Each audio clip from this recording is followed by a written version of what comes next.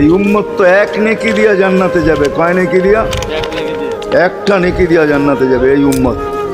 অন্য উম্মতের কথা জানি না আমি, এই উম্মত এক নেকি দিয়া জান্নাতে যাবে। নবীর একটা আদর্শের কারণে জান্নাতে যাবে। সিরত মানি আদর্শ। আর এটা আমরা কদমে কদমে মুহতাজ।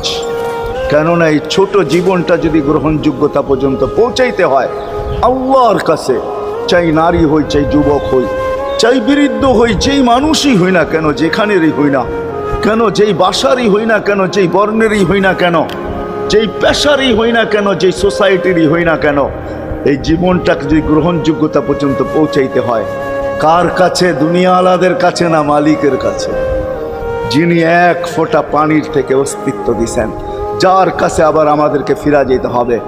পালানের কোনো সুযোগ নাই। এই জন্যই কোরআন আমাদেরকে বোঝায় আইনাল মাফার। আল্লাহ